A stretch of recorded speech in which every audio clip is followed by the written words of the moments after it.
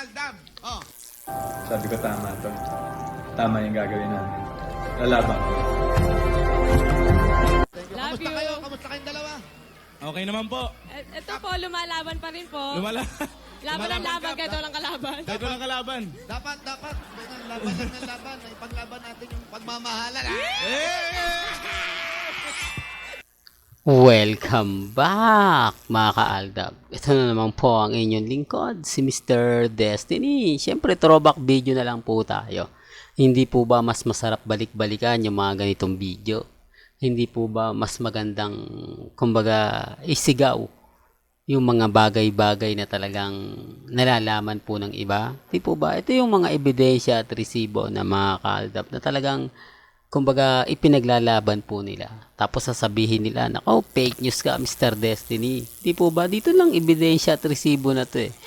Kaya nga po kampante lang tayo. Kaya nga po ako nagbibigay ng mga throwback na ganito.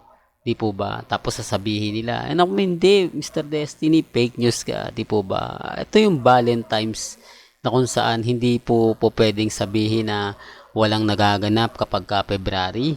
Yung tipong hindi naaalala nila Maine Polkerson at Richard Polkerson ng mga panahong 2015, 2016 at 2017. Para lang klaro, para lang po sa kaalaman ng lahat, para lang po sa mga taong dumadaan at bumibisita po sa atin. Hindi po ba? Medyo nakakalungkot lang po talaga yung mga nangyayari, mga nagaganap. Hindi po ba pagdating po kila Mengay at Tisoy? Ako, nalulungkot ako mga ka-Aldab, lalo na nga po kapag may mga issue na sinasabi nilang ganito, sinasabi nilang ganon. Kasi alam nyo, sa totoo lang po, dito po sa channel ni Mr. Destiny, marami po kayong mapapanood, marami po kayong makikita, marami po kayong malalaman. Na totoo naman po. Hindi naman po ito ini-edit ko lang eh. Hindi naman po ito yung gawa-gawa lang. Di po ba? Ito ay totoo. Ito ay masasabi natin 101%. Hindi po ba? Tapos ang sasabihin nila na keso ganito, keso ganon. Hindi po ba? Kaya nga po kita nyo kampante ako. Kita nyo naman po na masaya po ako sa mga binabalita natin.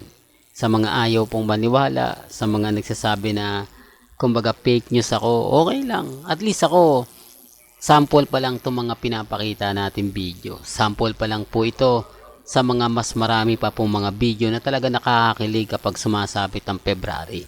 At syempre, yung kaarawan ni Mengay na kung saan nga po talaga mapapaisip po kayo na ito nga po ba yung walang relasyon? Ito nga po ba yung magkaibigan lang? Ito nga po ba yung kumbaga hindi totoong nagmahalan? Hindi po ba? Dito lang sa mga part na to, alam na po nila Wally, Jose, Paulo, di po ba? Yung ano nga po ba talaga lagay ng status nila Mengay at ni Alden. Di po ba? Kita nyo naman po, nagsalita na si Jose, di po ba? Pagmamahalan. Wala naman pong binabanggit sila Mengay, sina Alden Richards. Pero tinuloy pa rin po ni Jose Manalo na ipaglalawing pagmamahalan. Di po ba? Nakinilig naman po si Paulo. Hindi, para lang klaro. Sabi ko nga po sa inyo, ako, yung mga throwback na pinapakita ko, yung mga throwback na ipinalalabas ko sa inyo, ipinapakita ko sa inyo, 101% yan. Legit po yan. Hindi ko po inedit yan. Wala po akong binago dyan at never ko pong ginawa na mga masasabing mga edited picture. Lahat po yan totoo. Ito lang siguro yung po pwede nating ipagmalaki.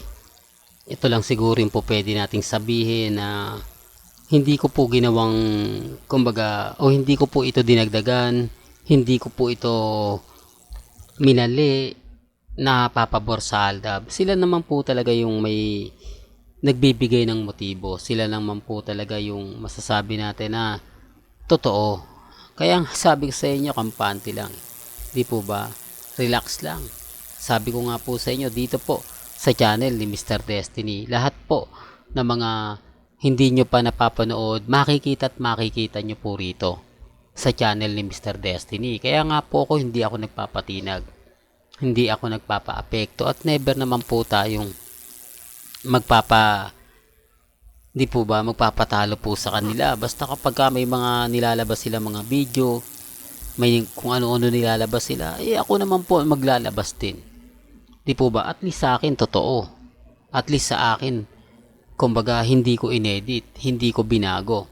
Yan po yung lagi kong pinapaliwanag. Kaya lang syempre maraming bitter, sasabihin nila matagal na yan. Ako, matagal na yan, akala ko ba latest yung mga balita mo, Mr. Destiny? Akala ko ba mga pabor yung mga binabalita mo? Mga matatagal na yan eh.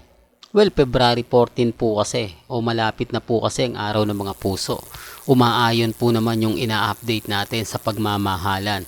Di po ba, gagawin po talaga nila Alden Richards na ipaglaban yung pagmamahal nila. Real talk mga kaaldab, yung paglalaban mo na sa tingin mo tama, sa tingin mo na kung saan sa kanila lang po ninyo mapapanood at mapapakinggan. Kaya nga po kampantil pa rin po si Mr. Destiny. Kaya nga po hindi ako basta-basta nagpapatinag kasi alam po natin yung totoo. Di po ba? Alam natin ang mga senaryo na kumakalat ngayon. Yung mga nagsasabing may relasyon sila Mengay o kumbaga totoo ang relasyon nila Mengay at ni Congressman. Wala naman pong problema yun eh. Kasi yun na po talaga yung kinagisna nila. Yun na po talaga yung isusulong nila. Pero pansinin nyo naman po mga kaaldab, wala na naman pong kumakampi sa Armin. Sino-sino nga po pa ba ang naniniwala sa mga Armin? Hindi po ba wala na? Hindi po ba mapapansin nyo na parang may mali? Parang kumbaga inatsupwera na sila o ang Armin. Totoo naman po eh. Si Ibyang nga po tahimik na.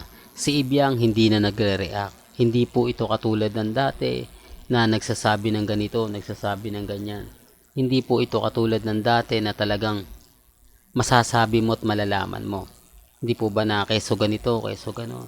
Real talk mga kaaldab. Kaya dun sa mga magpapakalat ng hindi maganda, hindi kaaya-aya, okay lang po yan.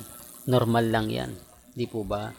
Tapos kung ano-ano yung mga sasabihin nila, kung ano-ano yung ipapaliwanag nila para makakuha ng simpatya, para lang masabi na mas pabor, mas kumbaga umaayon sa kanila. Wala na, tapos na po yung boxing, di po ba? Ang sarswela hanggang kasal lang, kasal serye lang, doon lang po talaga.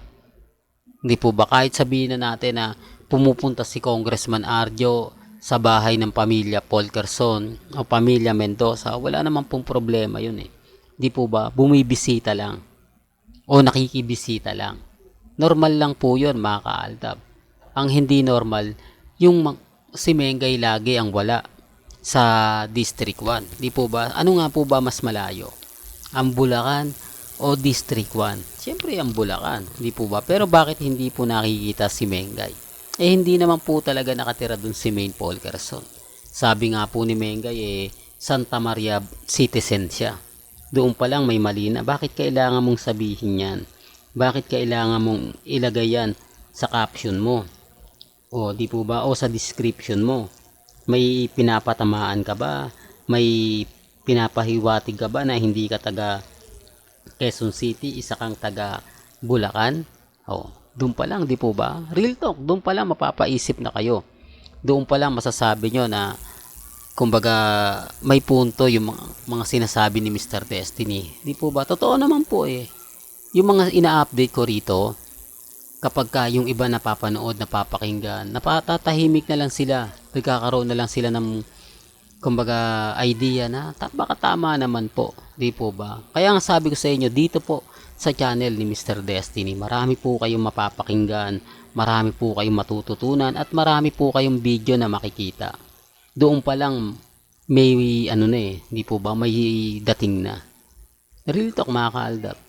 Well, hanggang dito na lang po ang ating latest updates. Kaya kung gusto nyo pa po ng pinaka-latest at sariwang update, abay tumutok lang po kayo dito po sa channel ni Mr. Destiny para updated po kayo sa mga latest at sa mga bagong video po na ilalabas po natin maya-maya lang. At ito po yung pinakamainit at maingay. Huwag po kayong basta-basta magpapadala sa mga sinasabi po ng iba. Yan po yung katotohanan. Real talk mga kaaldab. Hanggang sa muli, salamat po sa panonood at pakikinig.